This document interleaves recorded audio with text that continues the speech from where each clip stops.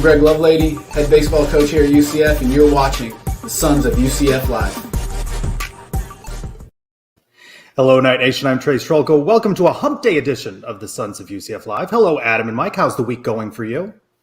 It's going good, Trace. I got to say, every time I see that sounder, Greg Lovelady with a solid head of hair, I feel bad he's got to hide that under a hat. It's a really nice head of hair he's got there. It's not UCF Mike levels nice, but it's nice. I was just going to say, everybody's going to get to see my hair because we just recorded an interview this afternoon that's going to be on the pod this week. I was at work on my lunch break. My hair is getting long, man. Wow. It looks like a black matte UCF football helmet. That's all I'll tell you. Well, with a gold stripe, like that Black Friday game. I'm really not interested in the hair commentary. No, really not. Fair enough.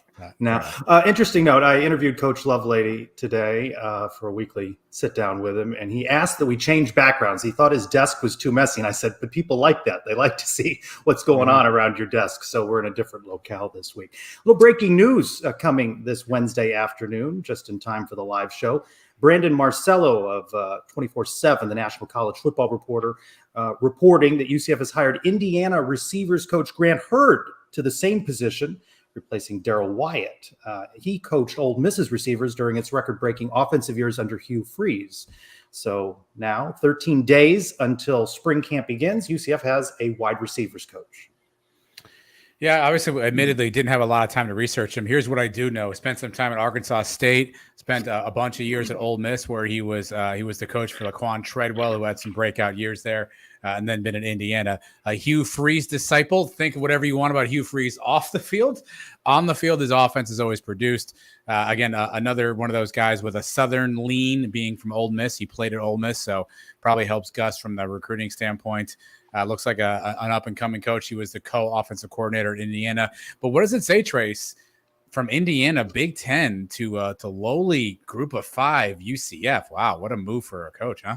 Well, I don't know about that. Lowly, right? Moving into the Big 12. What I'm curious to see here is what connection he may have had with Gus Malzahn. I read through his bio, and I'm not immediately seeing that. So if and or when the media gets to talk with Coach Malzahn again, I'm sure that will be a question that's asked. Yeah, the only two tie-ins, Trace, I could maybe guess would be his time recruiting at Ole Miss. He was at Arkansas State for one season. Timo was there during that season. Maybe Timo put a good word in for him, but I don't see a direct Gus or Chip Lindsey tie-in. But maybe that's a good thing, right? New perspectives, fresh ideas on offense.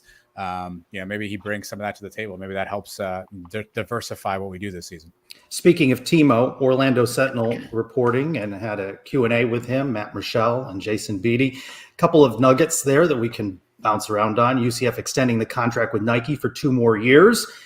And Terry Mohajir saying that anthracite as a color will be out, more black and gold in the uniforms. That's riled up some of our fan base, of course, that UCF may remain in the AAC until 2024. And some scheduling notes, Big 12 playing a 9-game conference schedule with a Power 5 included in that. 2025 is when Timo says it looks like UCF's got 2 Power 5s on there. So that could mean 11 in 2025. But initial reactions to those thoughts today. I'll cede my uniform time to UCF Mike because I know he researches this stuff as best as anybody, Mike. So I'm going to cede my time to you. Dude, anthracite, I don't care. We don't have it. It's close. It's close enough to black where I don't think half the people can even tell the difference. It's just like a faded black. So that's fine. He didn't say anything about getting rid of the pewter or adding like a Canaveral blue or anything like that. More black and gold, I'm all for. Those are the colors of the school. Those are the colors we grew up with. So I'm happy with that. Good to see Lauren watching, by the way. I gave her a couple of reminders. You just flashed her comment there. I'm glad that she was able to tune in tonight. I'm with you, Mike. More black and gold.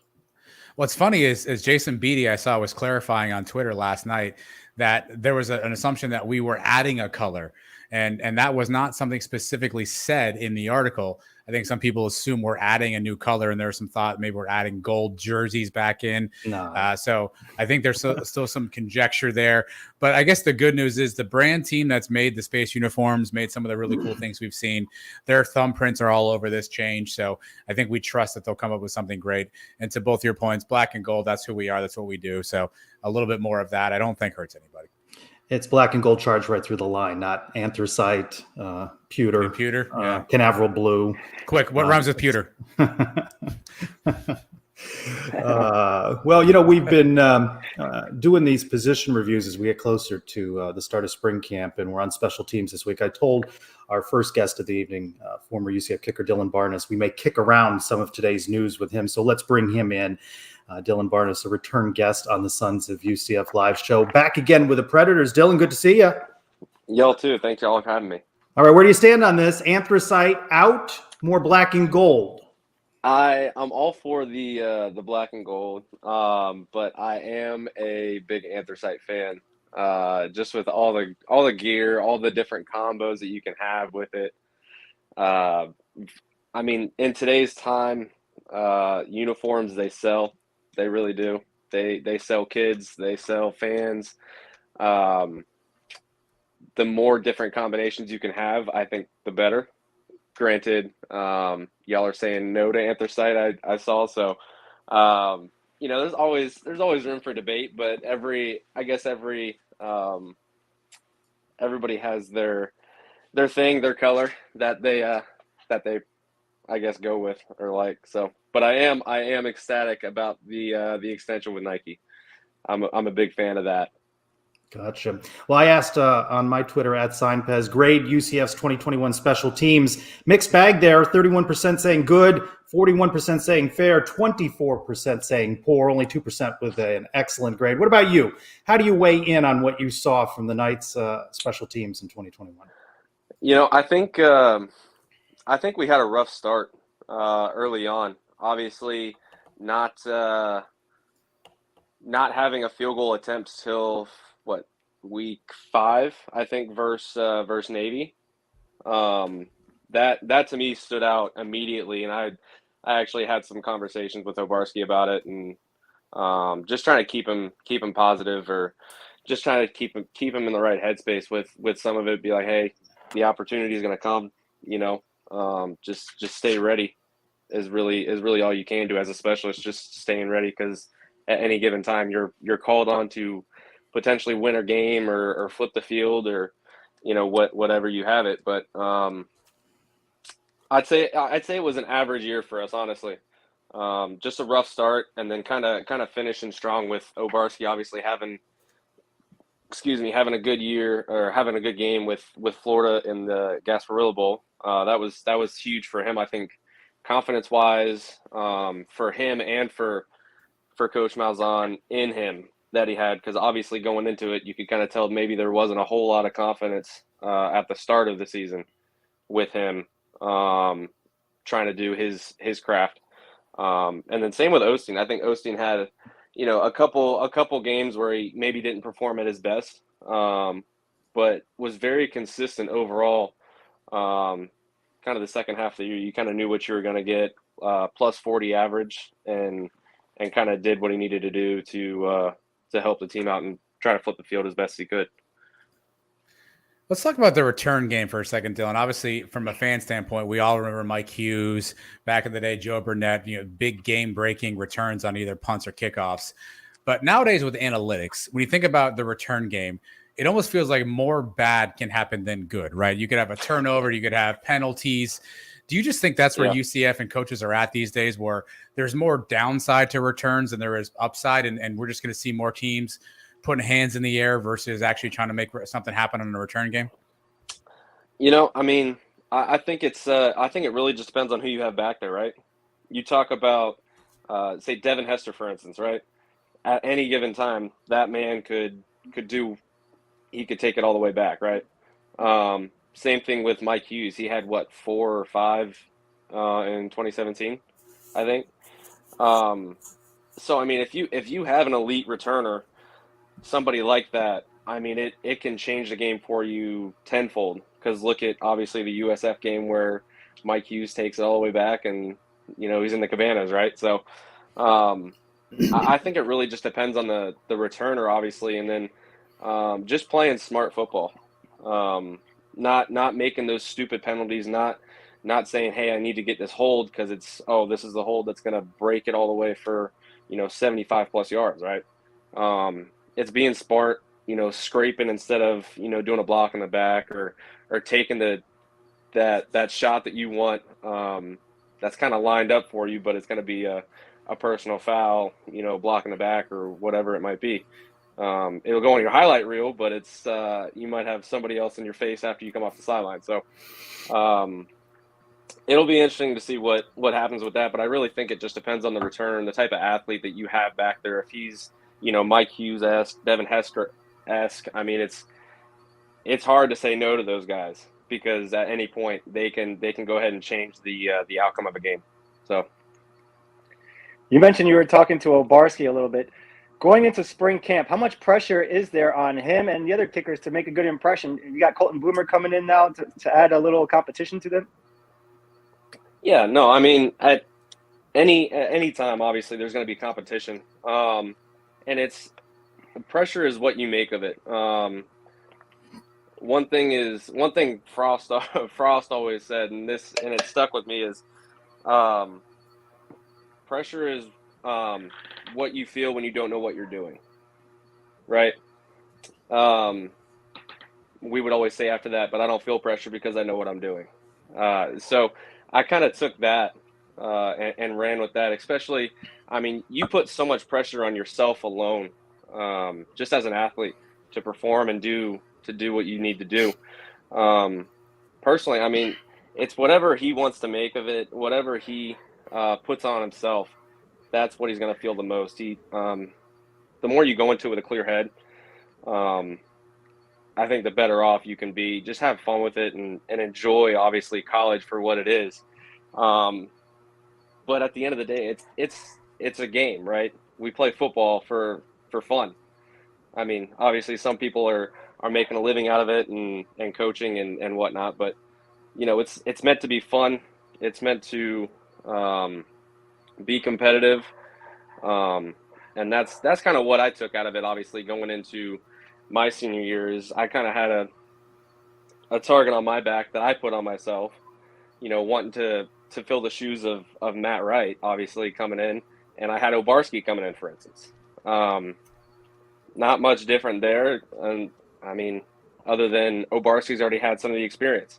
So I think it'll be interesting. Obviously, there's always going to be a battle, but it's really on how he takes it mentally himself. Just be calm, cool, and collected, and kick the football like he knows how to do. So, there's a percentage of the fan base, of course, that gets on him on any miss.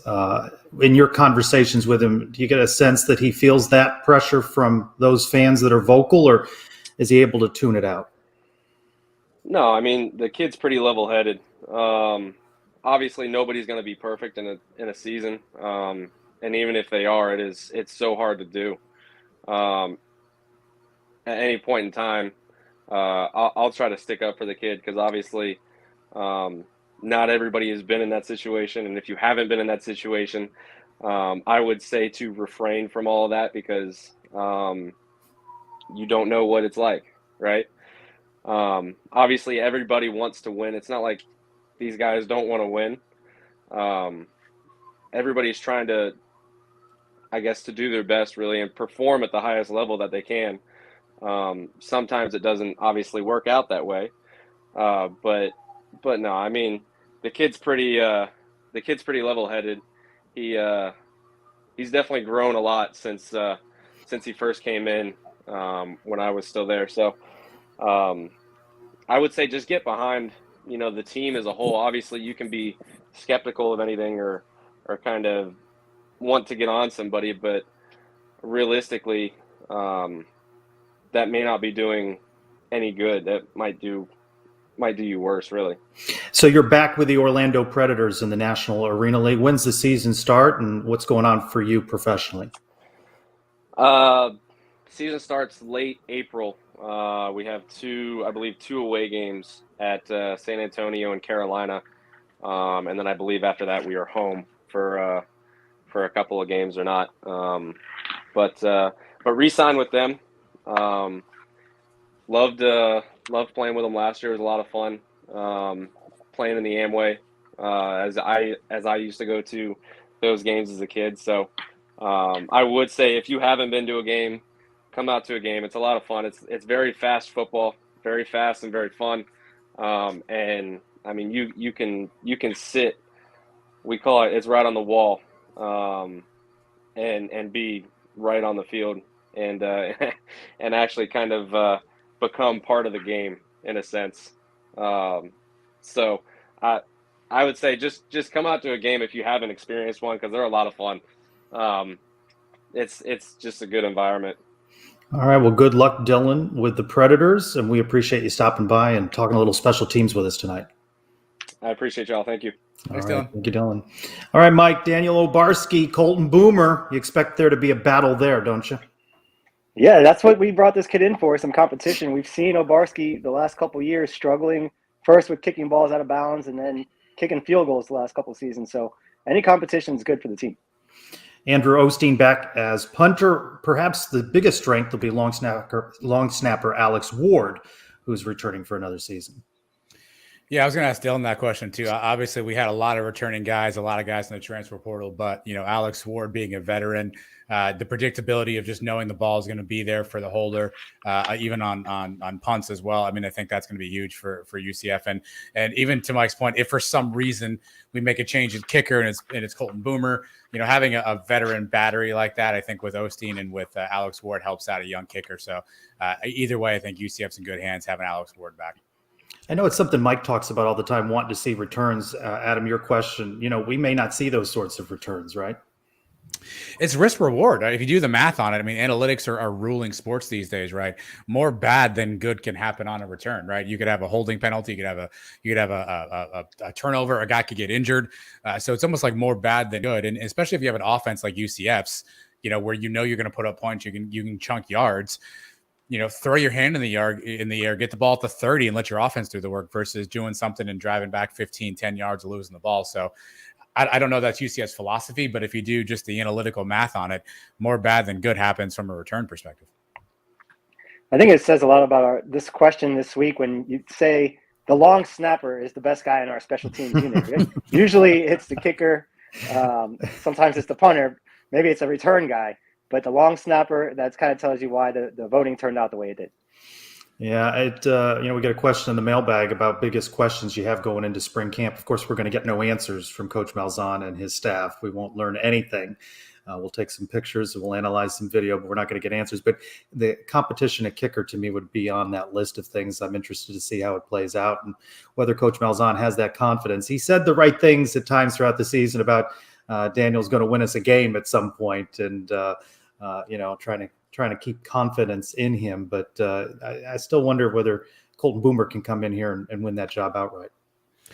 I mean, look, it's the old axiom: the backup quarterback, the backup kicker is the most popular guy on the team, right? So, anytime you have a kid, and let's face it, Colton Boomer has a cool name, he's got a cool look and a cool vibe about him. I'm sure that that's going to help him as well. The most popular guy is always the backup kicker, backup quarterback. So. But to Mike's point, competition breeds success. We'll see if either of those guys can rise to that level of competition. And ultimately, I mean, I think we can trust that Gus and that staff, whoever the best person is for the job, will get the job. And if that's Colton, if that's Daniel Obarski, then whoever it is, it'll be that person. But I think competition will hopefully breed some additional success from both those guys. And getting back to the return game for a second, we have some speedsters on this team that you would think would be really great returners, and we've always had a good return game up until the last couple of seasons. So I think we may be we're due for a year where we have a decent return game. Let's turn the page. We are on Wednesday this week because men's basketball is at Tulane Thursday. Big game, right? Big game. UCF wins, and they're going to be one of those top 5, and they're maybe the 5th seed and get that first round bye. That is huge. Knights 17-9, 9-7 in the AAC, though just 4-6 on the road, 2-5 in league play. It was a question I asked of Coach Dawkins during the media availability Tuesday. Those 5 losses by an average of 17 points were those losses. And, in so many of those games, they start off very slow. This is a big one on Thursday. It is. I mean, Tulane 12-13 on the season. They have 2 guys, both named Jalen Cook, Jalen Forbes, who drive their offense. UCF has not played well on the road. I mean, let's just face it. We have not played well, particularly in conference. Only 2 road wins in conference right now. So this is a game where UCF has to have. We have to get off to a fast start. We have to make sure the defensive intensity is there. We saw some of that in the last couple of home games, but we've got to make sure that same intensity is there. But this is one that you would think on paper, a 12-13 Tulane team, that we'd have an opportunity to play well against. But we've seen us off to some really weird and inauspicious starts. Is this going to be another one? Who knows? Maybe our next guest, who just popped in the green room, by the way, Trace, maybe he can give us some insight on that. Yeah, and this week, BJ Taylor had another commitment, couldn't join us. So Adam and Mike, they found a good guest. How about Dexter Lyons joining us, a former Knight forward from 2002 to 2004. Dexter, thanks for stopping by, Sons of UCF Live. Hey, brothers, Knights of Armor, my guys, Sons of UCF. What's up, my guys? How you guys doing? Doing pretty well. This is a pretty big game for the Knights on the road. I want to ask you this. What we've heard from players all year is that they'll talk about not having the right energy, especially off the start of games. Address that, would you? What does it take to bring that energy, especially when you're in a hostile road environment? Basically, man, those guys, man, they have a lot of energy. To me personally, I think they put it on in the second half more. But the starting is definitely like the punch in the mouth. Like Mike Tyson said, everybody has a game plan until you get punched in the mouth. It just takes your captains letting everybody know before game, like, hey guys, hey, we need this one. Let's everybody focus. Coach Dawkins and the staff, they do a lot to prepare those guys, but the bottom line, the guys got to come out, man, swinging right away. Dex, we have a kid, Isaiah Adams, a true freshman last year, Mr. Basketball in Florida, played really, really well. This year has not really played well, had a nice game last time out, but he's been struggling a little bit on the offensive side. As a player, what do you do when you have those kind of struggles? What kind of things can Isaiah do to keep himself in the game? And what do you think he needs to do to try to break out of that slump a little bit? Oh, man, hey, man, those are bad things when it happens. But, as all great players, they go through it. Main thing is you get in the gym and try to figure it out. But there's so many intangible things you can do as a player still. You can, lock in on defense. You can be the talker guy, like, hey, help side. So, those little things that get you going, get your sweat going, like everybody else don't want to do, that can get you out of your slump, and get you to the free throw line and see the ball going in, most of the time. But, it's as a player, he has to come out of that. It's at the end of the day, it's a game. As a teammate, what do you do when you know a guy's struggling like that? Do you try to feed him the ball, get him easy buckets? When you know a guy needs some confidence as a teammate, what do you do to try to help that out? Me personally, man, I take him out to eat. Man. I'm like, that's just me, man. I get to know the guys on a personal level, man, and let them know that we love you. We trust you, and just play and have fun, man. Think about that time that you was in the gym by yourself and nobody was there before you got to, to college, So just the small things, my man. Sorry, Dex, what do you think about my fro? I'm seeing two of you right now. Sorry, I'm seeing double. Hey, man, I love it, man. I love it. I wish I still had mine, man. My wife still has it. Cut it. Yeah, man, she made me cut it, man. I said, do you know what you're going to do to me? You're going to Samson me, Delilah. I love it, man. I'm a screenshot right now, man. I'll blow it. I love it, man. Love it. We haven't had much success in conference tournaments since your days, man. Back in 04, 05 is the last time we won a conference tournament. What do you think that is for UCF? What's been the problem when we get into these things? I don't know, man. We talked about that at alumni weekend. It was like, hey, what do you think these guys missing? The first thing that came out of everybody's mouth was togetherness. I don't know those guys. I mean, those guys, coming in to shoot around. I met a couple guys, talked with a couple guys, but I think it's that togetherness. We went everywhere together as a UCF family. I mean, it don't matter what we did. I remember we played Florida and Jacksonville, and we went to the mall, and a couple guys was talking trash to us, and then next thing you know, all 15 of our guys came together like, no, you're going to play all of us. So I think it's that togetherness, they need to get more, like not just saying go party together, but, just off the court, having good time with each other. That can mean a lot with special conference play because you got to trust each other. Earlier, Adam asked about Isaiah Adams. We had opportunity to speak with him Tuesday. I asked him, talk a little bit about Tulane's style of play. Dexter, let's listen to his soundbite. They play a little different than everybody else. It's more free flowing, so it's gonna be like we said, like a pickup game as far as just playing. And you just got to make plays out there. There's nothing you can really do because everyone on the floor, they can shoot it and we can shoot it. So we don't have to try and lock in and stop them from scoring because they're a good offensive team, and we're gonna have to make sure that we can lock in on defense. Knights beat Tulane in January by 2 points at home. You heard Isaiah, got to lock in on defense. Hey, that is the key. That's always the key, and it always will be the key. I know I get into arguments with a lot of guys, these newer guys that talk about, well, you got to have more points than the other team. Yeah, that's true. But at the same time, if you know for a fact that a team is offensively very talented, then defensively, little small things will get you the win if you just stay consistent on defensive. Some of your defense will lead you to offensive scores. So he was right. I agree with him. That's a young fella. I love the way he plays. He's very athletic, energetic. He would look good in the future. I would love to see him more in the future. All right, Dex, we need this one. If we win this game, Yeah. we at least get a bye in the first round of the conference tournament. We have not played well on the road, only 2 road wins in conference. Take me to the locker room. I'm going to put you in the center. Dexter Lyons is giving the pregame speech before this game. What are you going to tell the guys? Well, first of all, you want the PG version or you want the one that I'm getting into their tails? I mean, you got kids in the car. It's up to you. It's up to you how you want to handle that. Well, I mean, basically, it just goes back to those days when we were playing video games in the dorm rooms. I mean, I'm getting into everybody ass.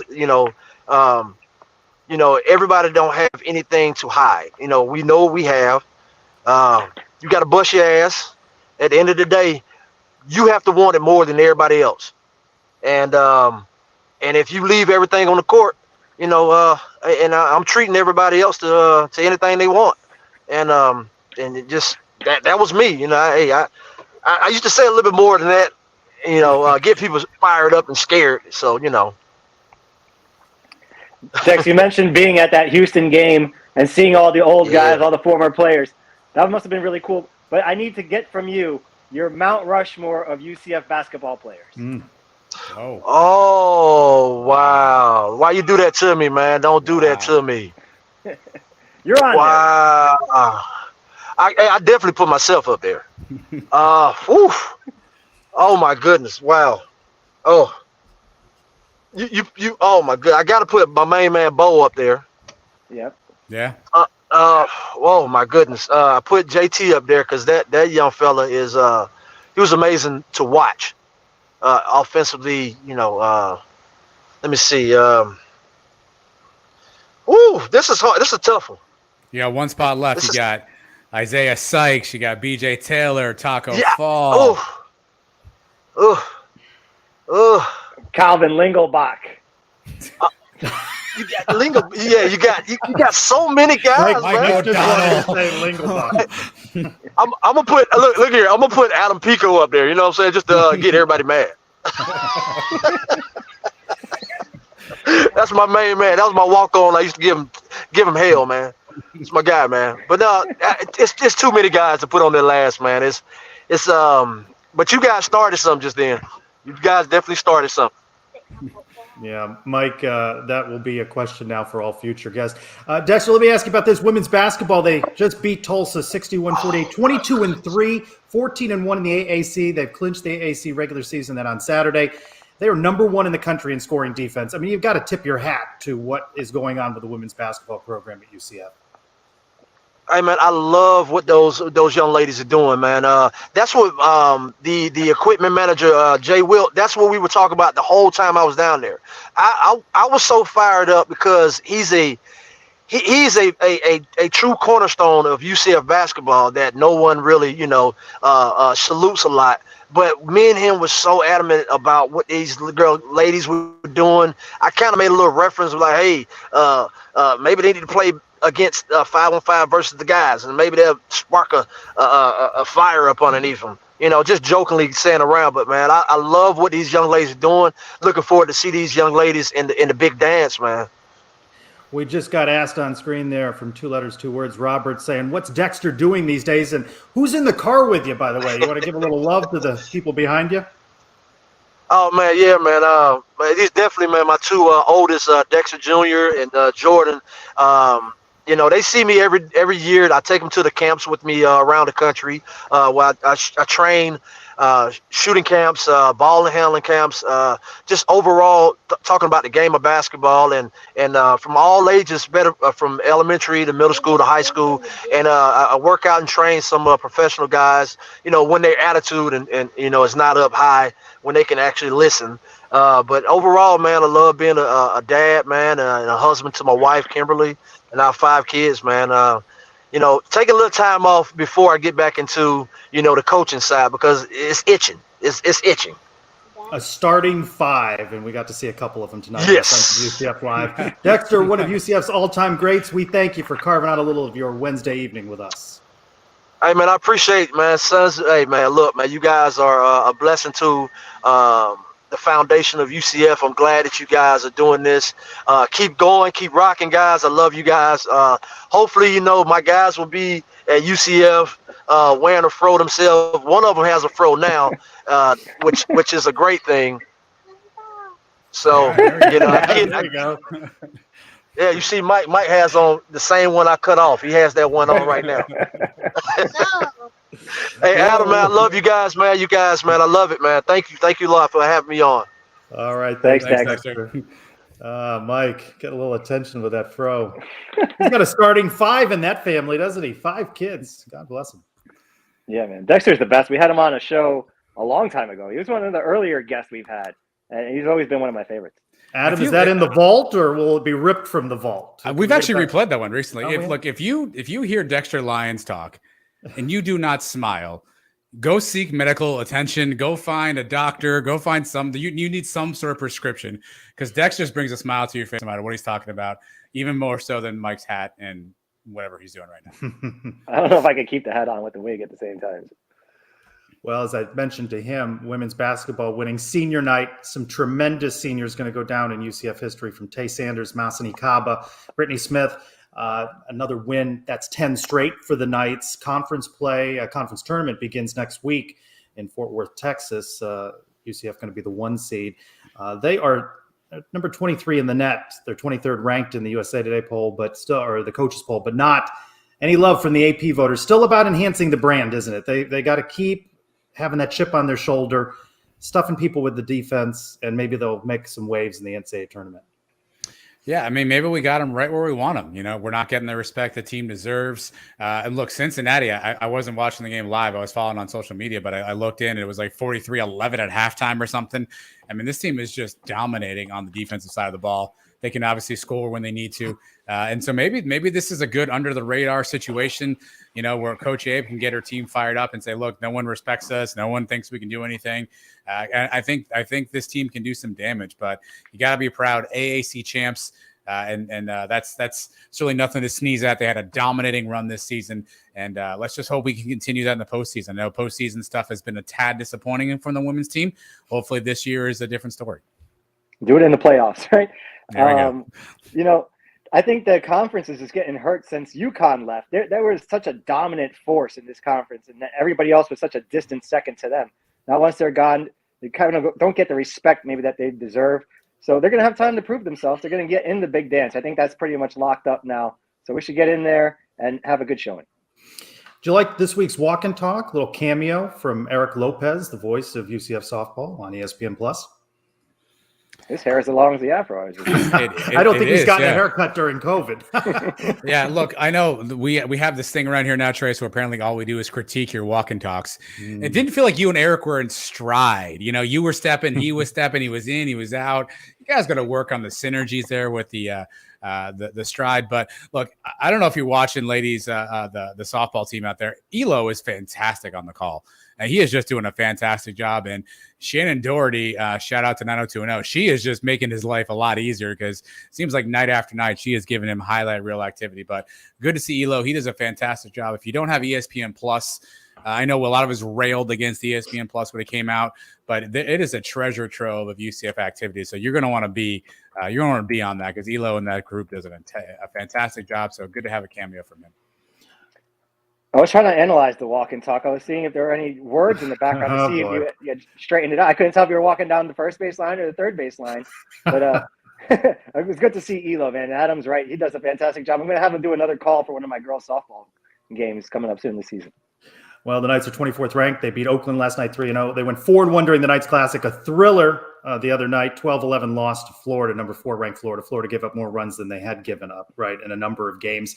They're home this weekend. They've got South Carolina, Florida, Gulf Coast a couple of times there. Then they're going to head west to California. One other note from around the kingdom, UCF track and field. Renee Jones and Latasha Smith qualified for the Ncaa Indoor Championship. Pretty good for a program that doesn't have an indoor facility, right? They practice outside, and there is a bit of a difference. That's March 11 and 12 in Birmingham. Baseball, we saw Coach Lovelady off the top. Knights improved to 7-1. They beat Stetson 5-3 on Tuesday night. They've got a big one coming up against second-ranked Ole Miss. That's Friday at 6, Saturday at 4, Sunday at 1. They took 2 out of 3 at Ole Miss earlier. I sat down with Coach Lovelady today, an interview that we're going to release in full following our live show tonight. And he's talking about this is going to be a big-time atmosphere this weekend. You know, I think our kids deserve to have, you know, a monster crowd. I think that we've worked really, really hard. Our guys have put a lot of sacrifices and a lot of blood, sweat, and tears. And, you know, it's obviously off to a good start. But this is a big weekend. And I think it's a big weekend for our program just to be able to showcase. And, again, the new scoreboard and the new sound system and all those things are really starting to come together. And I think we need all the help that we can get.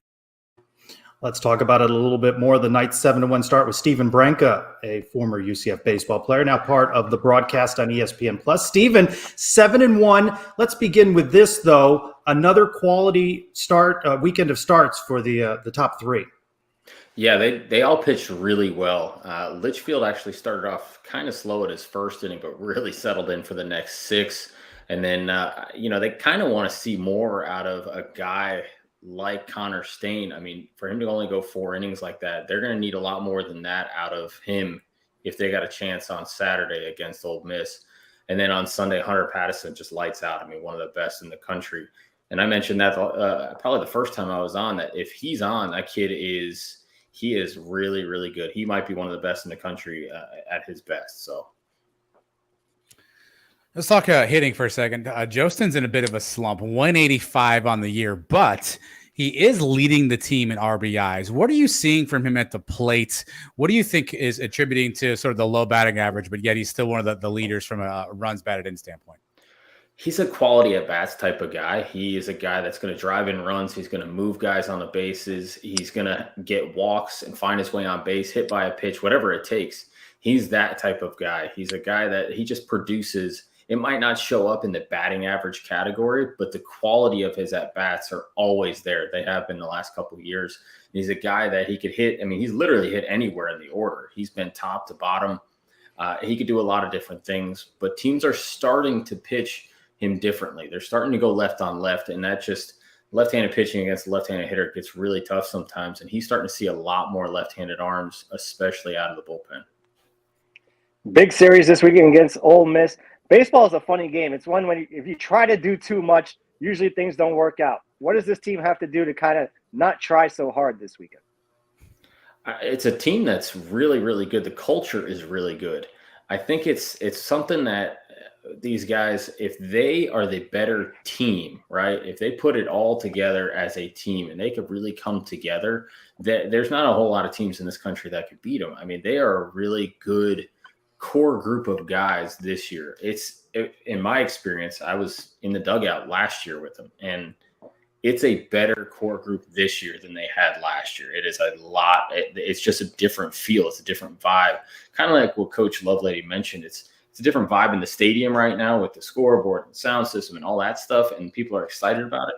This team has a different vibe to them. They're picking up each other. They have a great energy about them. They have to just stay locked in and play their game and not worry about who's in the other dugout. I don't care if it's Ole Miss, Siena, it doesn't matter. You go out, you play your game, and you play it to your best of your ability, and they're going to have a hard time losing if that's what they do. Well, they have the one loss Saturday. Ben Vespi let one get away, but Coach Lovelady turned to him on Tuesday night. How important was it that he got that save in an outing on Tuesday? Yeah, that's the closer role, right? You got to have a short memory, and Vespi is one of those guys. He could do that. He has a short memory. He doesn't hold on to things, and to come back and have success and forget about what had happened in the previous game. I mean, that's what it's all about. And you're gonna give up runs here and there, and you're gonna in that role you're gonna lose games. You're gonna blow a save, but you know what? It's how you bounce back. And he bounced back and looked really good. Well, Trace mentioned the starting pitching, Stephen. Let's talk about the bullpen. Assess the bullpen so far. Obviously, Kramer, Saxton, Cox, Hunsicker, they've been kind of used the most. How do you assess UCF's bullpen so far this year? I'll tell you what, the kid Kramer's got some nasty stuff. I mean, he threw last night and everything was really sharp that was coming out. His fastball had good arm side action to it and a little bit of sink. And then the slider was really, it was hard and had late action to it. He looked really good. He might end up being that setup type of guy for them because he's got that mentality as well where he could be like a closer type. Hunsicker is that guy that I think they're going to try to use in those longer relief appearances. He's been a starter before early on in his career. He has the ability to go 3, 4, 5, 6 innings if he needs to. He's that type of guy. But I think you're going to start to see Chase Ncaa get used in that role as we saw last night as well, because he's got really good stuff. Nothing that he threw last night was straight. I mean, Riley Walsh behind the plate was having a hard time catching those guys out of the bullpen because their stuff is moving all over the place. And that's a great sign for them is they got guys that if it's hard to catch, it's got to be hard to hit.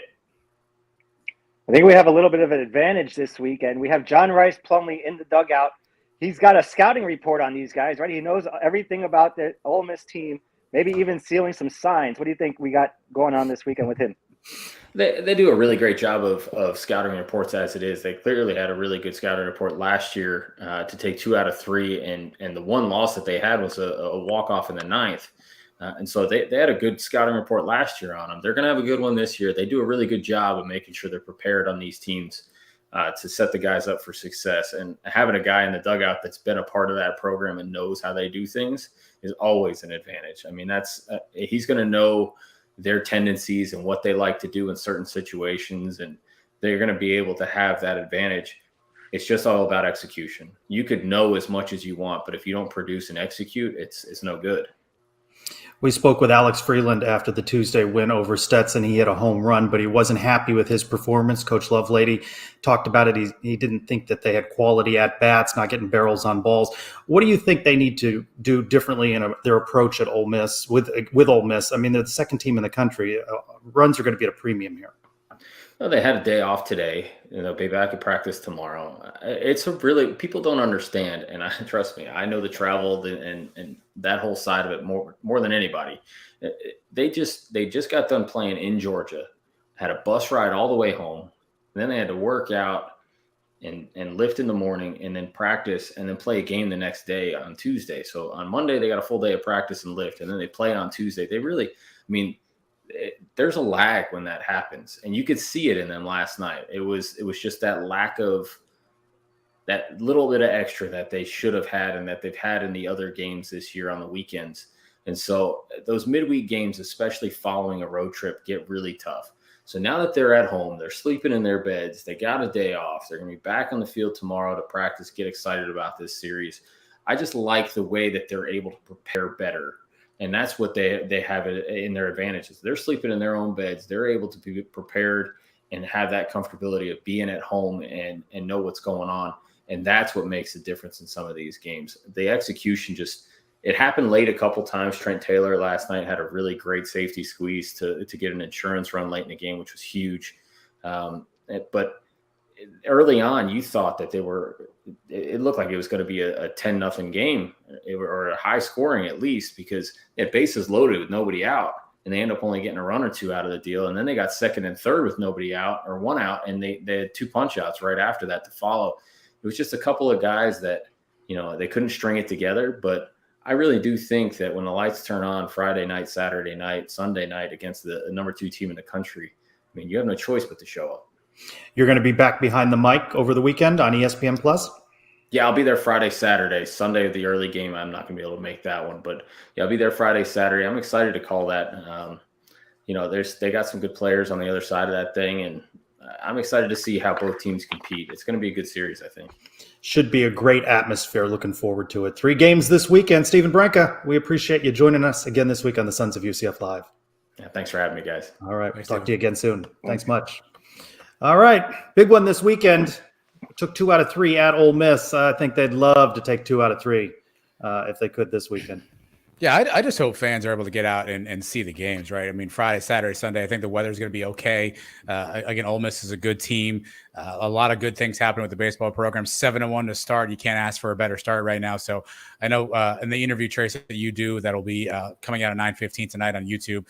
Coach Lovely specifically says, hey, I don't need 50,000 like football. I just need 4,000 of the rowdiest fans to pack, the park this weekend. So hopefully UCF fans can get out there and support the guys, because it could be a really good atmosphere. I think that home crowd atmosphere could make the difference between a couple of games. So if you can get out there this weekend, get out there and catch a couple games. And Mike, you mentioned John Rice Plumlee. I asked Coach Lovelady about him and his, interactions with the team now that NCAA waiver was denied. I know a lot of fans really would just prefer to see him focus on football, but he'll be in the dugout and he'll be as much a part of UCF baseball as he can be. Yeah, I think it's big for this weekend especially. I mean, like we just discussed, he knows everything about these guys. He's played with these guys the last couple of years. That can't hurt. And I'm not joking about stealing signs. This team is not changing their signs. They may change the signifier sign or whatever, but he can pick up on that within a couple innings. That can make a big difference.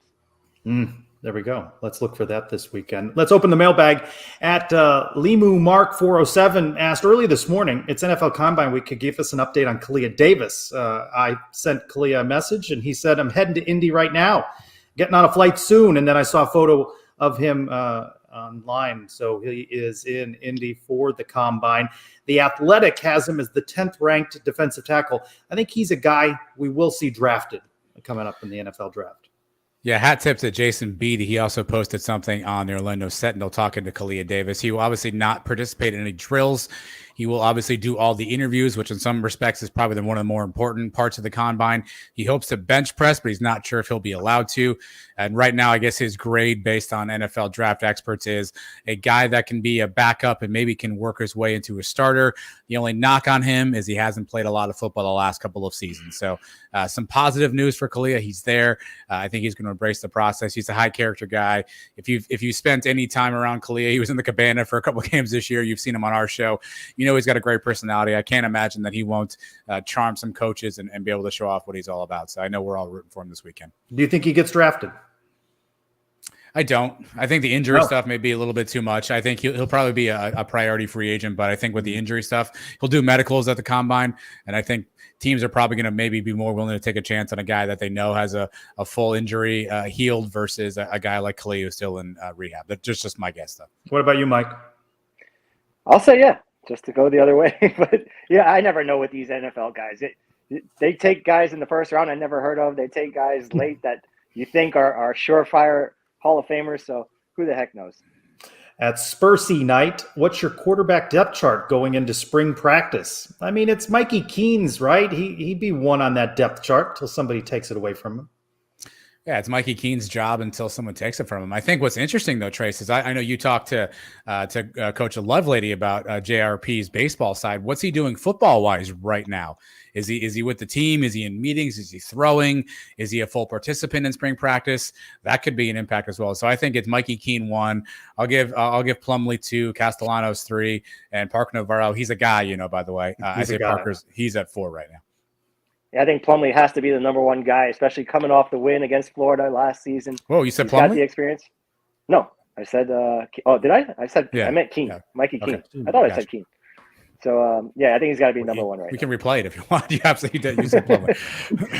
At S. Morrow, your top 5 things you're looking for during spring practice. Again, we're going to get No answers. We're not going to get any information whatsoever. Obviously, the quarterback is one. I'm also looking to see what happens for the kicker position. But there are a lot of questions going into this spring. And again, we're not going to get any answers. So I got QB, kicker, linebacker, O-line, and coaching staff. Don't forget, new offensive coordinator and now a new wide receiver coach. So those are my 5 things to look for. And will there be hot dogs in the upper levels of the cabana? I mean, let's keep an eye out for that. at the spring game? Hey, if they have it at the spring game, then you know they're going to have it during the regular season, right? CC Scott Carr. He should still be CC. Fans should just continue to CC him. Why not? Why not? On this, we answered Joyce's question about potential candidates for the wide receiver job, with the hiring of a new wide receiver coach is being reported late today. Some speculative ones now. At night_merchant, AAC is rumored to seek $30 million from UCF to leave in 2023, which seems like a big chunk of change as opposed to just the required $10 million in 2024. Even with a year of additional Big 12 revenue, UCF would lose approximately $7 million to avoid one more year in the AAC. Is it worth it, and why? No. And it's no, not. Worth yeah, it's not. I mean, the only 2 things that you could tell me that might make me feel better, if somehow a lucrative TV deal falls in our lap and we know we're going to make that up, or one of these apparel contracts come up and we get a boatload of money from one of these apparel companies to sponsor UCF. But losing $7 million for a season, I don't know if that's worth it, particularly where we are just from a budget standpoint. I'm not so sure that's a good idea.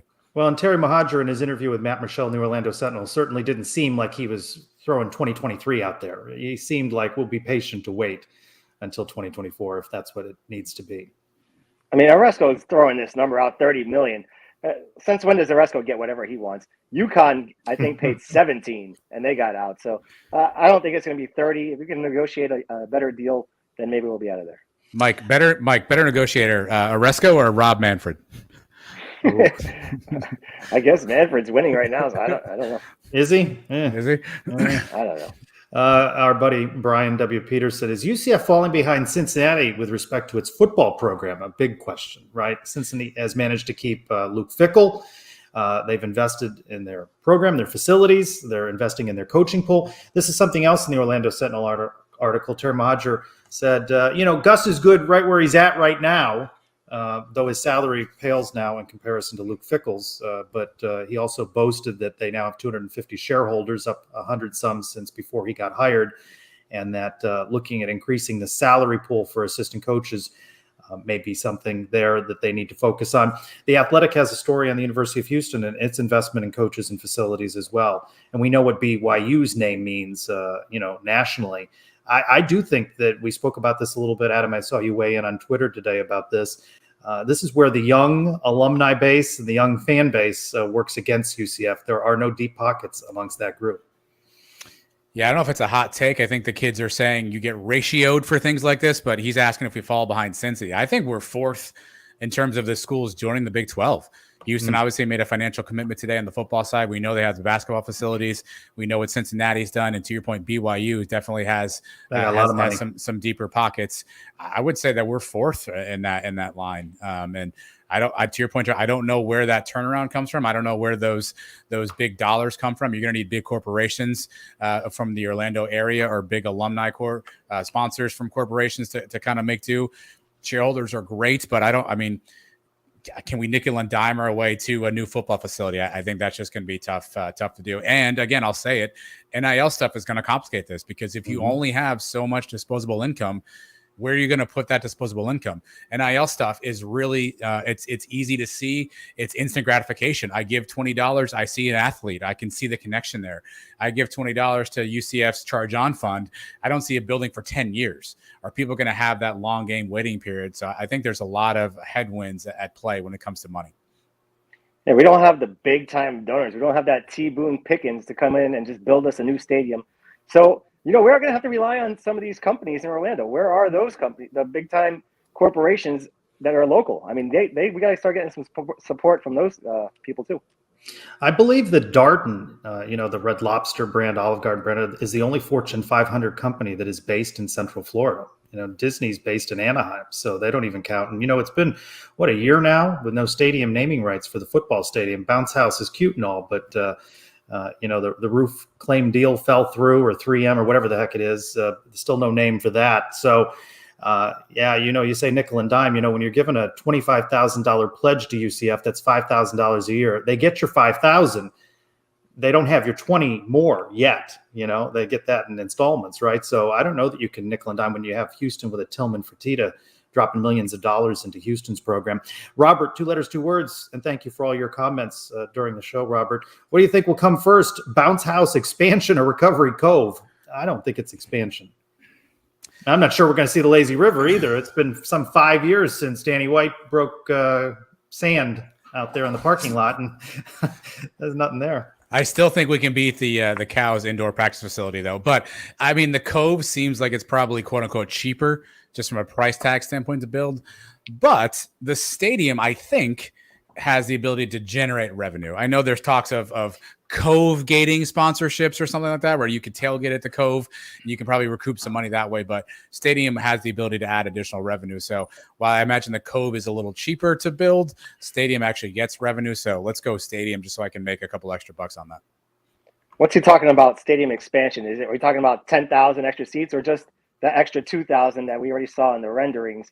And that's all part of the whole expansion to begin with. And the first phase of that project, I believe, was the lazy river. So maybe that will come first. Our buddy, the Nightalorian, asking, if you're given a large sum of money, a hypothetical is $30 million for no particular reason, and you can give it to UCF, where would you like to give it? Men's basketball, football stadium expansion, leaving the AAC earlier? I'd divvy mine up. I'd certainly give some to basketball. I'd work on some facilities. I'd lobby for beach volleyball and a men's track program to be added. So I'd spread my money around, I think. Yeah, the question he phrased, actually, Trace, was what gets the greatest return? And I think that's the word I keyed in on. Like, obviously, getting UCF to the Big 12 will impact all sports across the spectrum. Now, I'm not giving all 30 to Oresco. I'm not paying a ransom here, but I'm willing, to your point, to divvy some up and make some moves. Again, I'd want to invest in facilities that are going to have an impact to be able to bring money back, bring revenue back to UCF. So that would probably be where I would try to earmark my hypothetical 30. I assume I have more than 30, by the way, because if I only have 30, I'm taking half that at least for me and 15 to UCF. So I'm assuming I have more than 30. Well, football is what drives the revenue for all these other sports. And to 90% of the people listening to this, it's probably the only sport they really care about. I support the other teams that we have, and it's nice, but it's football for me. I put it all there, and let's build a powerhouse here. Sons of UCF Stadium coming soon. This may be a first. We're on Wednesday. We've never not talked about who the guest was on the podcast, because you usually drop Tuesdays. And I looked, I refreshed. No show this week? Did you take a week off? What's going on? You got a guest? What's the deal? No days off. So we were able to catch up with a guy. He was hard to get a hold of. He's not easily accessible, and it'll drop tomorrow, both in video and audio form. But because you out there have been nice enough to listen in to 58 minutes of us just babbling on about stuff, you're going to get an exclusive as to who it is. And here's one of the comments that he made that I think everyone will find interesting. This week's guest on the Sons of UCF is anger. Just angry, extremely proud of my teammates and what we were able to do and even make it such a game. Because obviously, I know what the fans are saying, what the media is saying. Like, this it should be a win for Duke, whatever. All the hype around it, but we were supposed to be there. We were meant to be there. We were meant to be in that game. We didn't get here by luck. We were a good basketball team. So it's just anger. Just you're upset. Disappointed. You think about all the things that could have gone right, that we made mistakes on, turnovers, bad shots, anything. You think about all the things that could have gave you 2 more points to win the game. Was he talking about Mike? Obviously, Aubrey Dawkins talking a little bit about what his emotions after they lost that game against Duke. And I know what a lot of you are thinking. Aubrey Dawkins, UCF Mike, and you're wondering, did he ask the question? Well, there's a lot of fans, myself included, when things don't go right and they maybe start blaming the coach for this or that, whether they're right or wrong. How does that affect you? Your dad is the coach. Do you even pay attention to that stuff? Does it? Oh, it's just I'm sorry, cut off, Trace, but you're gonna have to tune in tomorrow, either on our YouTube channel or on the podcast feed to hear Aubrey's answer. Mike did, of course, to his credit, he loosely threw in there. Somebody, some people talk about the coach, me included. He loosely tossed that in there. No hot seat talk was had, but he did throw it out there. So Aubrey gave a thoughtful answer that you're gonna want to hear. Aubrey was fantastic, man. And you're going to want to stay tuned to the end of that when he does an impression of his dad. And that, to me, was one of the funniest parts of the interview. So the pod will drop Thursday. You did another one of those videos that are going to go on YouTube. Trace. That's going to be in our YouTube channel. And everybody, don't move. Stay right there. You move, though. We'll stay. I know. I did move. So here's what we're going to do. We got a little contest for everybody. Right now, we are at 322 subscribers to our YouTube channel. We want to get to at least 450. Somebody do the math for me. I think that's another 128. If we get to that 450 number, I'm going to go through all of our subscribers. I will randomly pick one, and you can choose between this Sons of UCF tumbler. It's a nice little 20-ounce situation here, or an exclusive. Only one other person outside of me has one of these right now, and it's one of these little, I don't know what you call these things here, one of these littler cups. Littler. Only you and Nick Patty will have one of these if you were able to get us to 450. So get to 450. I'm going to go through. I'll find somebody. I'll pick somebody at random, and you get yourself one of these 2 tumblers.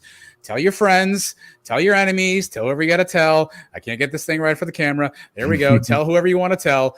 But tumblers are to be had here. 450 on that subscriber, and tumblers go out to everybody. And plus, don't forget, Mike, I know we've forgotten about this. I don't know why I'm pointing at the camera with this thing. We have the 5K race coming up.